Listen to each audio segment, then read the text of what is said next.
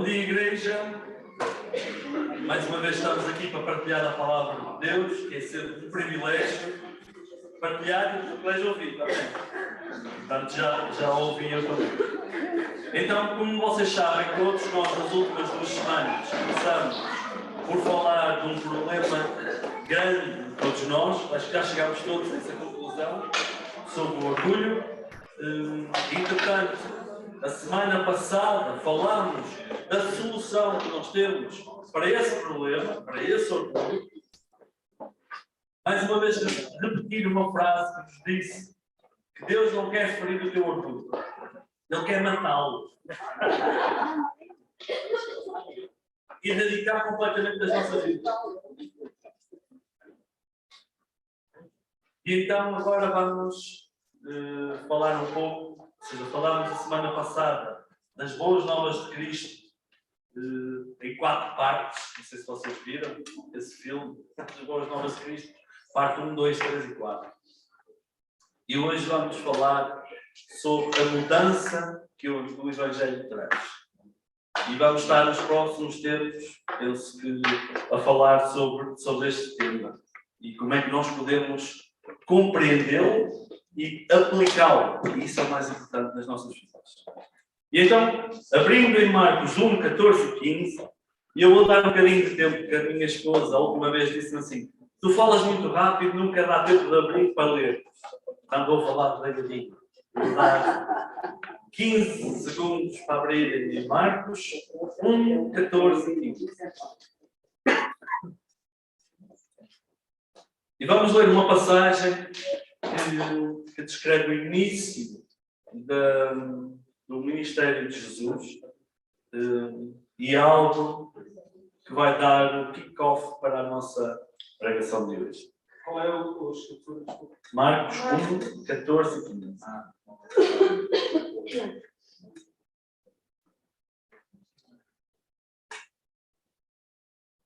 E diz o seguinte: depois que João foi preso, Jesus foi para a Galileia proclamando as boas novas de Deus, dizendo: o tempo é chegado, o reino de Deus está próximo, arrependam-se e creiam nas boas novas. Amém? Amém. Mais uma vez, depois que João foi preso, João Batista, Jesus foi para a Galileia e proclamando as boas novas de Deus, dizia: o tempo é chegado, o reino de Deus está próximo, arrependam-se e creiam nas boas novas. Amém? Por isso, o reino de Deus é chegado. Amém? Amém. Jesus já veio. Amém? Amém. É verdade?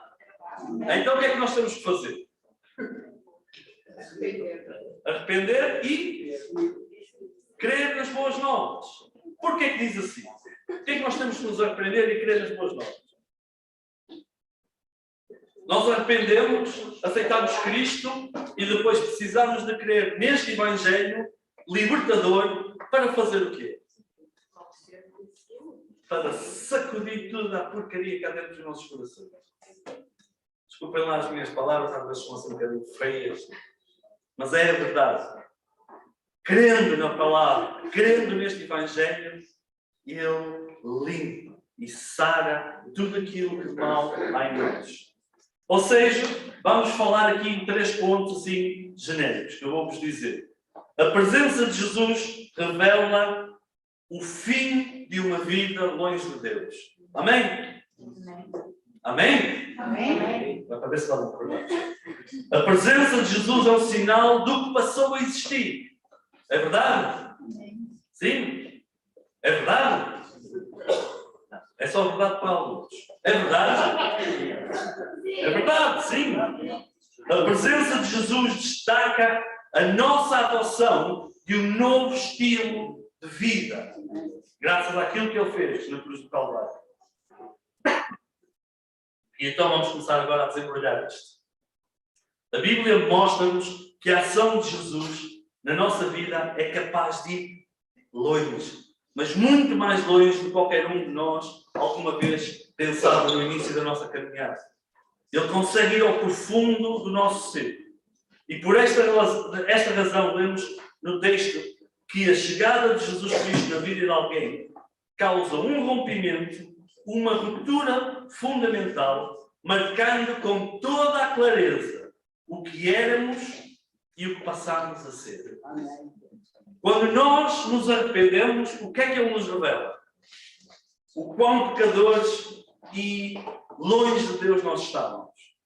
E depois o que é que Ele nos revela a seguir com o seu Evangelho? Quem nós somos nele? Um plano dele nas nossas vidas. Um plano redentor. Um plano de salvação que Ele tem para toda a humanidade. E, ou seja, esta clareza de tudo que nós éramos e daquilo que passamos a ser quando o recebemos é uma forma clara e perceptível para todos os crentes e todos os não crentes. O que é que acontece com a nossa mudança de vida? Com a nossa mudança de atitude? Todos aqueles que nós conhecíamos e que vemos dizem assim: tu estás diferente. E todos aqueles que nem sequer sabem quem Cristo é, dizem: tu estás diferente. Ou seja, produz mudança nas nossas vidas, a presença de Cristo. É preciso que observemos hoje que tipo de mudança, que tipo de transformação e que tipo de diferença é que Cristo já operou nas nossas vidas. Foi uma mudança cosmética? Foi uma mudança superficial? Eu espero nele que a mudança em cada um de nós tenha ido muito além disso. Porque quando Jesus chega, a mudança acontece. Quando Ele entra, as circunstâncias mudam. Amém? Ou seja, nós, hoje em dia, estamos numa sociedade em que nós vamos, pagamos ali ao senhor doutor e ele injeta-nos aqui umas injeções de botox e nós depois andamos a dizer nada contra quem for. Mas isto para dizer o quê? Nós exteriormente montamos uma imagem, com as redes sociais temos uma fachada de uma vida espetacular, tudo corre bem, vamos todos de férias para não sei onde, mas isto é imagem, é a projeção da nossa imagem mundana.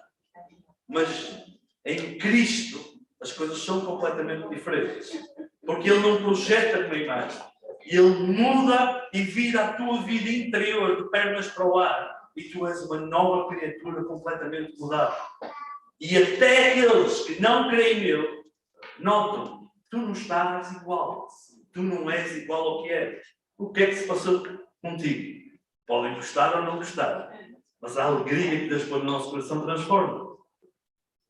Portanto, em 2 Coríntios 5,17, podem abrir, 15 segundos para a abertura.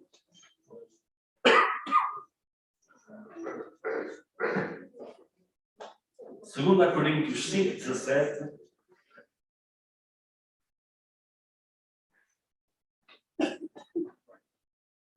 Diz o seguinte: portanto, se alguém está em Cristo, é nova criação. As coisas antigas já passaram, eis que surgiram coisas novas. Amém? A presença de Jesus revela o fim de uma vida afastada do nosso Deus. A Bíblia diz que se alguém está em Cristo, é uma nova criatura. Esta revelação maravilhosa e é fundamental para a nossa mudança. Quando olhamos para as Escrituras, vemos que todos que se encontraram com Jesus e o receberam foram transformados de uma forma incompreensível e quase imediata. Ou seja, nós não dizemos, nós temos a tendência a dizer, e é verdade em certa maneira, que nós aceitamos Cristo e depois começa a nossa mudança. Mas a nossa mudança não vai demorar 30 anos para se começar a ver que nós começamos a libertar perdão. Por exemplo. Não demora tanto tempo. É uma mudança e uma transformação na nossa caminhada de santidade para a vida toda, sim, mas de imediato nós começamos a ver sinais que Cristo vive em nós e que o Espírito Santo está ativo e operando nas nossas vidas. E então nós vamos agora passar de forma aligeirada por 3 exemplos bíblicos onde nós vemos a transformação que Cristo fez na vida de algumas pessoas. O intuito é nós conseguirmos ver as nossas vidas em comparação com as vidas destes homens e destas mulheres. Por acaso acho que não tenho aqui nenhuma mulher. E então em Mateus 9:9,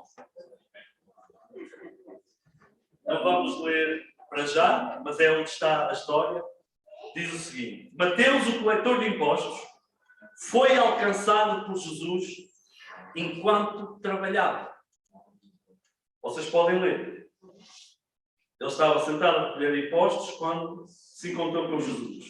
E certamente que não era um homem de caráter firme e honesto, como bem caracterizava as pessoas que exerciam esse ofício naquela altura. O cobrador de impostos normalmente era malandro.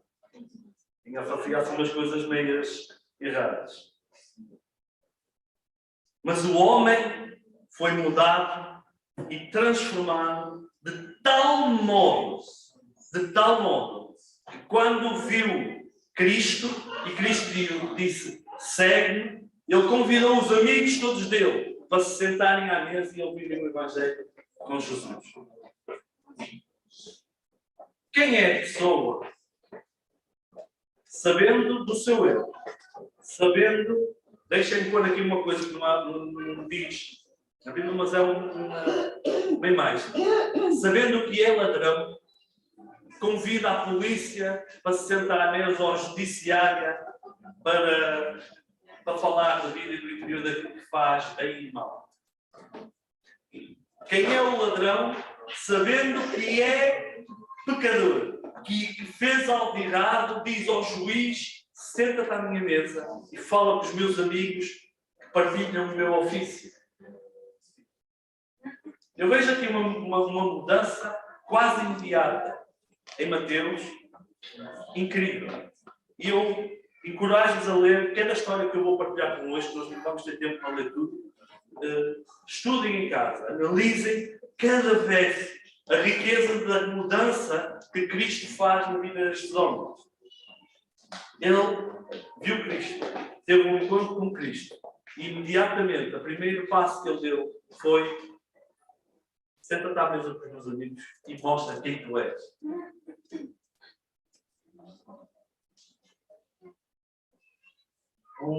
Este homem, Mateus, foi mudado, transformado de tal modo que ele convidou todos os seus amigos para um almoço para apresentar a todos o Senhor que mudou a sua vida. Outra passagem está em Marcos 5, de 1 a 20, e fala de um homem da cidade de Gadara que estava possesso com um espírito. E também dá um exemplo perfeito da mudança que Cristo opera. Um homem destruído, um homem atormentado pelo destruidor Satanás, um homem indomável em virtude da força do mal que operava na sua vida.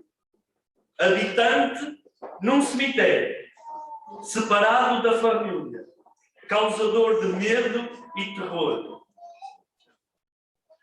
Isto faz lembrar algumas pessoas. O que é que aconteceu com este homem? Encontrou-se com Cristo. Um só encontro com Cristo.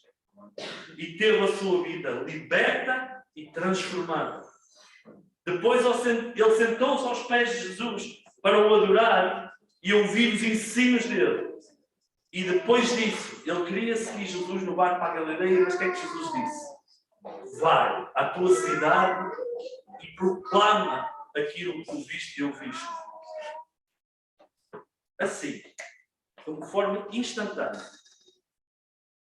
Não fala de todos os defeitos que este homem tinha, mas se calhar fala de alguns problemas que alguns de nós têm. Ele diz que era um terror, um feitiço, de certeza.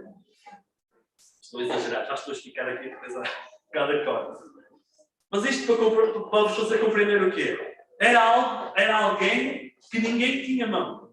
Alguém que estava desesperado, que aparentemente não tinha solução. Mas a presença de Cristo faz o quê?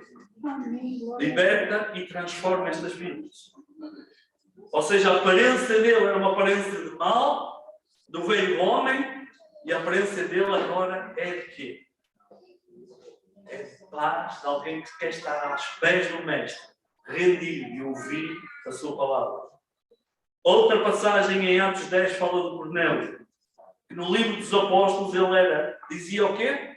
Um homem piedoso, um homem que tinha devoção, que buscava conhecer Deus, mas faltava, no entanto, conhecer Jesus. Outra história incrível, pois sem ele, sem Jesus, era impossível o homem chegar a Deus. E então Cornélio foi procurado por Pedro, lhe pregou o Evangelho. E enquanto ele ouvia esse Evangelho, o que é que aconteceu? À sua vida e à vida daqueles que estavam à mesa em sua casa. Tinham vindo ouvir a palavra e o Evangelho que Pedro trazia. O que é que diz? No verso 44 e 46 de Atos 10. Podem abrir? Esta eu vou ler.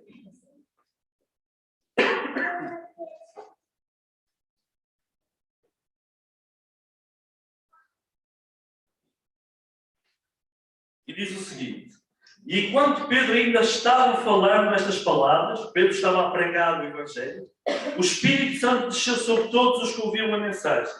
E os judeus que estavam ali, convertidos, que vieram com Pedro, ficaram admirados de que o dom do Espírito Santo fosse derramado até sobre os gentios, pois os ouviam a falar em línguas e a exaltar a Deus. Amém? Amém. Algo incrível. Se nos dois primeiros exemplos nós vemos o milagre que Cristo fez, nós podemos dizer assim: Jesus não está aqui em pessoa, em carne e osso, para me libertar, para me fazer este milagre. Nesta história, Jesus já tinha ressurreto, já tinha ascendido aos céus e estava um homem comum, como qualquer um de nós, a fazer aquilo que Cristo tinha comissionado, que era pregar o quê? O Evangelho, as boas novas de Cristo. E aconteceu o quê a esta família? Uma família de gentios que, apesar de serem bem intencionados, queriam seguir a Deus, tinham este desejo, contudo não conheciam este Jesus que liberta. E então, por causa da obediência de Pedro, pregou o Evangelho àquilo que não era normal, a gentios, um judeu falar com um gentio, e o Espírito Santo é derramado e transforma a vida não de um homem, Cornélio, mas de uma família inteira, de uma data de pessoas que estavam sentadas à mesa. Exatamente aquilo que aconteceu com Mateus. Senta-te à minha mesa, venham ouvir o Evangelho, venham ouvir as boas novas, venham ouvir a palavra daquele que muda vidas e transforma. Esta é a nossa postura que nós temos que estar. Essa é o nosso novo estilo de vida. Já me estou a adiantar, tenho que me atrasar. Outro exemplo também incrível, depois de Cristo ter ascendido. O que dizer de Saulo de Tarso? Quem conhece? Quem conhece a história dele? A Teresa está a fazer ali. Paulo, um homem obcecado pelo fanatismo da sua fé, perseguidor, assassino de cristãos, homem implacável e impiedoso nos assuntos religiosos, encontrou-se com Jesus no caminho de Damasco. E depois de ser jogado no chão, cego, pôde ouvir a voz deste Jesus que liberta. E integrou-se a ele, deixando na estrada empoeirada. Presumo eu. Era uma estrada empoeirada. O velho homem.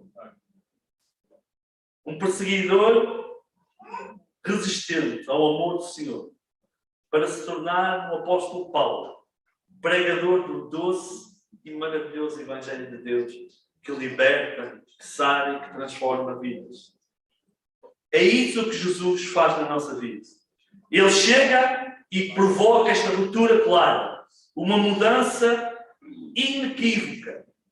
Nós costumamos dizer, se tu aceitas Jesus e se a tua vida não demonstra evidências de mudança, então cuidado com aquilo que tu disseste. Alguma coisa pode estar a funcionar mal. É uma... como é que se diz? Uma red flag. É um alerta. É um alerta de que alguma coisa pode não estar muito bem. Jesus coloca um ponto final no nosso velho homem, na nossa velha vida, marcada pelo pecado e pelos caminhos distanciados do nosso Deus. Na vida vazia e sem sentido, Ele pega nisso tudo e enterra para todo o sempre. E quando cremos em Jesus, é isso mesmo que acontece.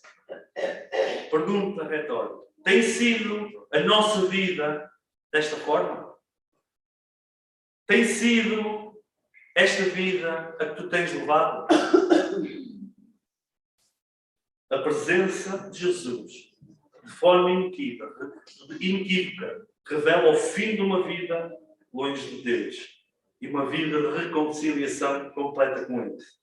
A presença de Jesus é um sinal do que passa a existir. Quero dizer, cada um de nós aqui dentro deste lugar, que aceitamos Cristo como nosso Senhor e Salvador pessoal, temos uma nova natureza, que não é mais do mundo, mas é uma natureza divina, segundo aquilo e o propósito que Ele predestinou para cada um de nós.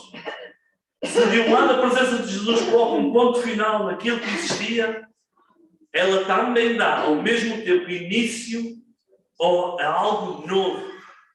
A Bíblia afirma, as coisas velhas já passaram, eis que tudo se fez novo. Então, uma boa pergunta que poderemos fazer é esta. O que é que há de novo na minha vida? O que é que Jesus acrescentou à minha vida? Esta resposta está relacionada com a obra presente que o Senhor fez em cada um de nós. Conforme vimos na última semana, Jesus, quando chega, a primeira coisa que Ele faz é restabelecer a comunhão com o nosso Deus. A Bíblia diz que os nossos pecados causam a separação. Nós vimos isto. Assim sendo, sem Jesus estamos separados, cortados, completamente alienados da presença de Deus. Em função disso, e quando Jesus entra na nossa vida, a paz de Deus é restabelecida e obtemos o perdão. A culpa é riscada, a dívida é perdoada e uma vez que foi paga pelo nosso Senhor na cruz.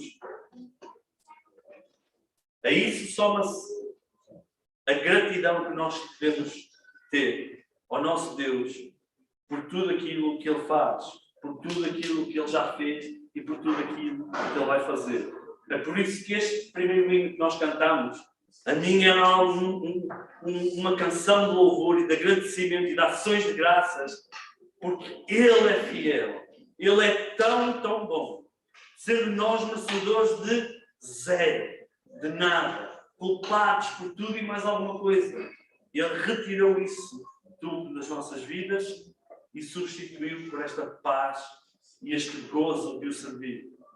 Quando Jesus chega, traz tudo novo, traz coisas novas, traz bênçãos novas, realizações novas e elementos novos para a nossa vida, de acordo, tudo, com o seu propósito.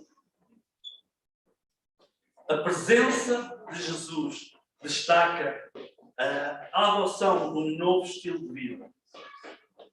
Fomos tornados esta nova criatura, uma nova vida para viver de acordo com esta nossa nova realidade.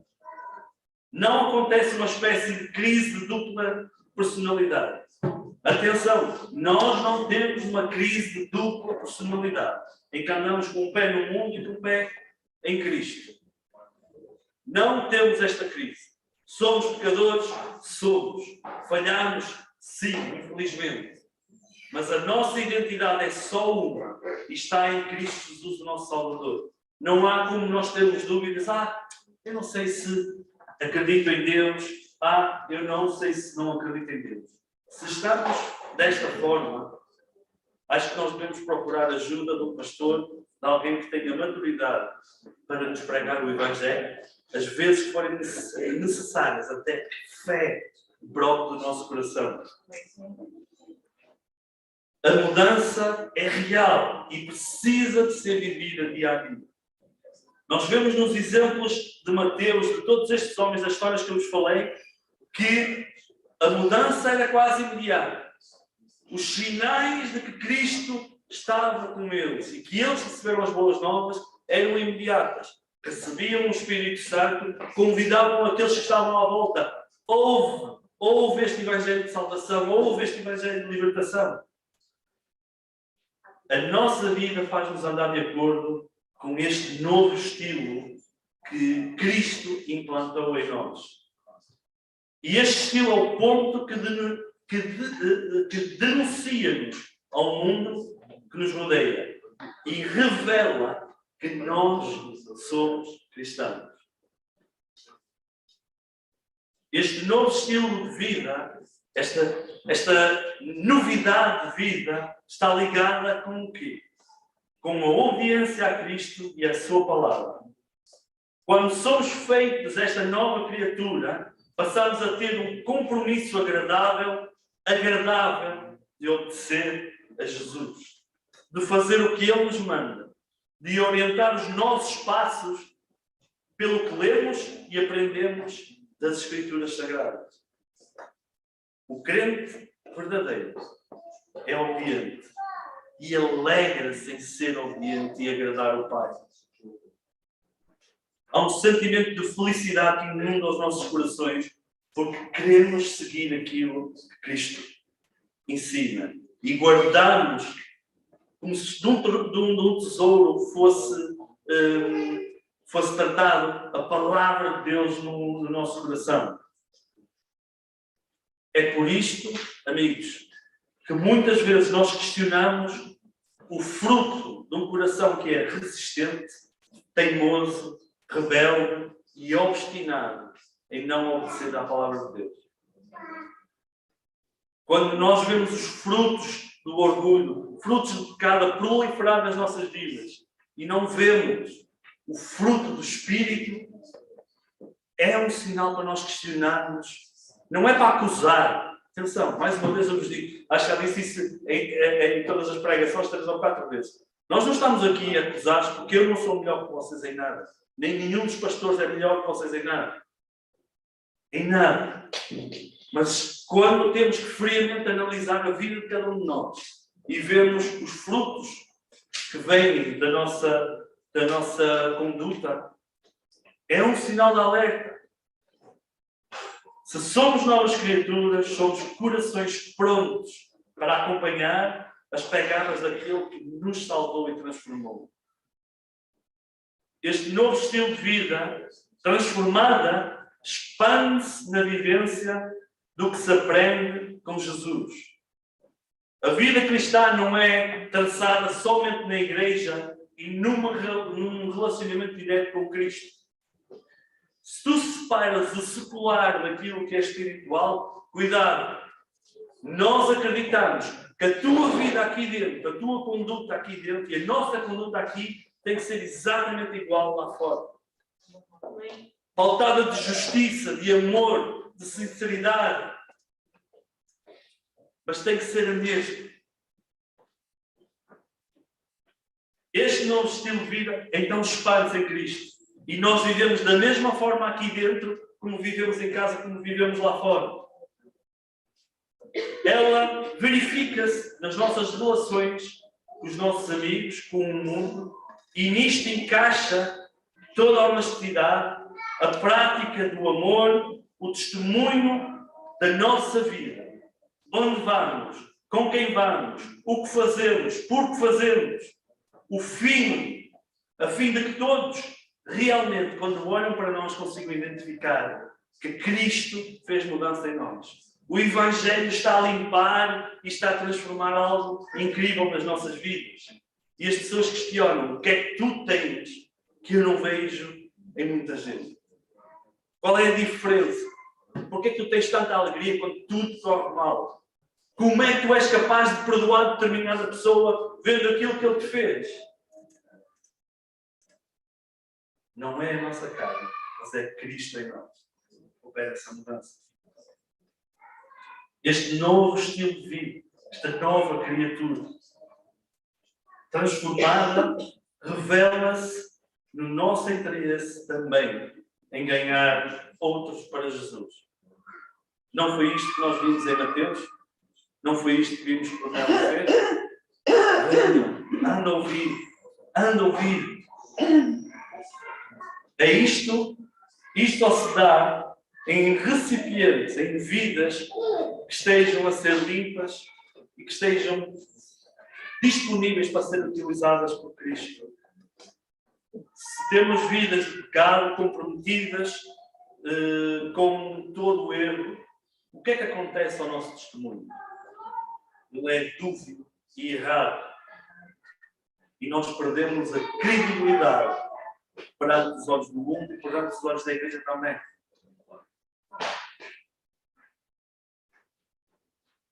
Vidas ligadas ao pecado não sentem o desejo de seguir a Cristo, nem de levar outros a seguir a Cristo, infelizmente. Jesus está na tua vida e essa diferença será sentida e ouvida por todos aqueles que nos rodeiam. O que fazer? Somos nós parecidos com Jesus?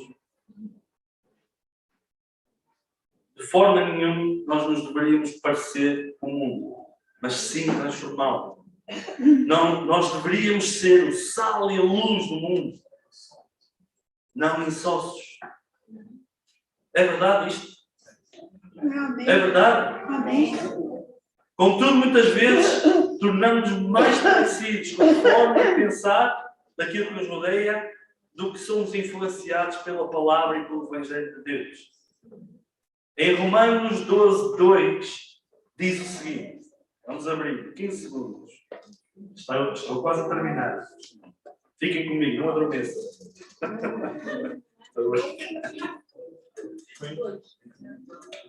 Romanos que é?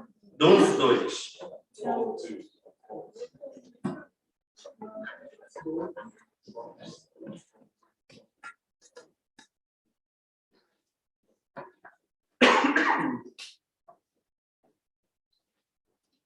Diz o seguinte: não se amoldem ao padrão deste mundo, mas transformem-se pela renovação da sua mente, para que sejam capazes de experimentar e comprovar a boa, agradável e perfeita vontade de Deus. Amém? Amém. Amém? Vamos ler mais uma vez, é para ter mais 2 anos. Não se amoldem ao padrão deste mundo, mas transformem-se. Pelo quê? Renovação da nossa mente, para que sejamos capazes de fazer o quê? De comprovar a boa, agradável e perfeita vontade de Deus na nossa vida, na vida da nossa família, na vida dos nossos amigos, na vida de todos aqueles que nos rodeiam. Nós devemos de velar para conhecer quem nós somos em Cristo. Qual é a nossa identidade? O que é Ele transformou nas nossas vidas? Se tu falhas, o que é que tu fazes para pôr e retificar-se o teu caminho? Nós podemos nos arrepender, mas se eu tenho uma tendência de ser conflituoso, eu posso me arrepender 1000 vezes de ser conflituoso. Temos que mudar completamente. Mudar completamente. Quem és tu? Esta é a pergunta que eu vos faço hoje. Quem és tu? Nova criatura de Deus. Estou ali, olha, uma nova criatura, outra nova, outra nova, outra nova, outra nova. Todos nós somos nova criatura de Deus. Essa rapaziada ali sentada também é.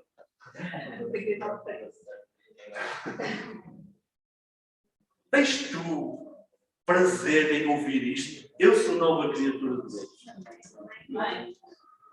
Rafa, tens prazer nisso?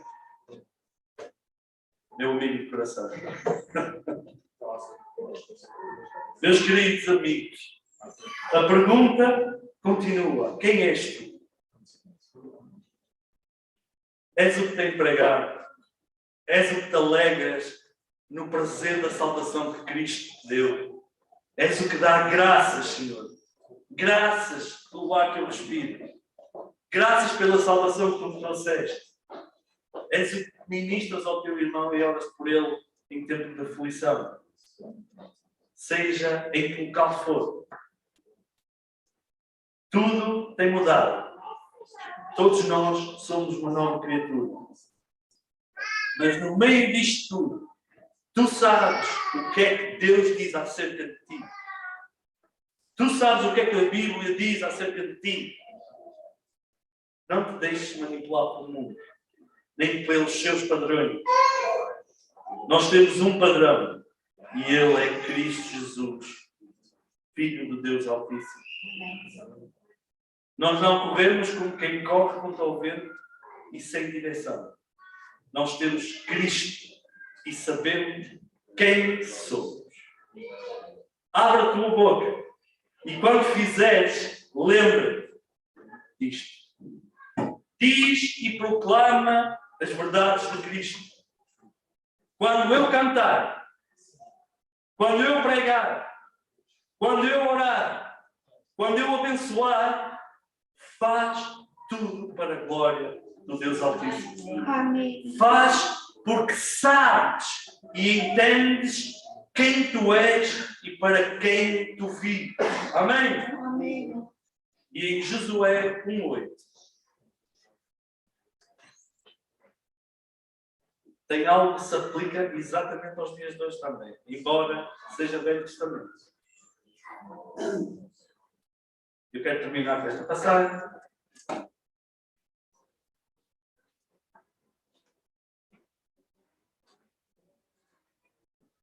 Nós temos um Evangelho que transforma.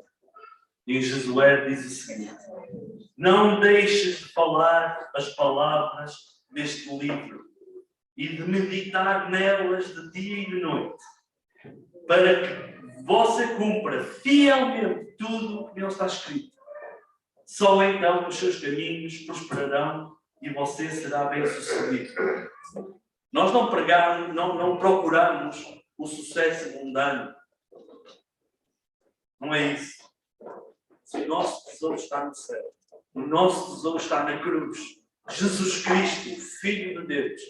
Isso é o que nós pregamos. Isso é o que nós devemos guardar. E então, a minha oração para hoje, vamos ficar de pé, é que todos nós possamos compreender quem somos e saber que o Evangelho traz esta transformação. Nós nas próximas semanas vamos ver como é que esta transformação é produzida. Nós estamos sozinhos para isto? Estamos sozinhos? Não. Temos uma pessoa chamada Espírito Santo de Deus dentro dos nossos corações. Este é o templo dele. Ele é o templo dele. Outro templo dele. Aqui o templo do Espírito Santo. Outro templo do Espírito Santo. Outro templo do Espírito Santo. Para nos ajudar a viver esta vida transformada. Vamos fazer uma coisa diferente. Quem é que acredita naquilo que nós acabamos de falar aqui? Genuinamente. Amém. Quem é que, quando ouve o Evangelho de Deus, começa a mergulhar aqui e nós parecemos umas panelas de pressão, começar com a Bíblia? Alguém? Amém. Então vamos fazer aqui 5 grupos. Dividam-se mais ou menos em 5, 4 ou 5, não interessa. E vamos fazer uma coisa que é a Bíblia. Orar uns pelos outros. Amém?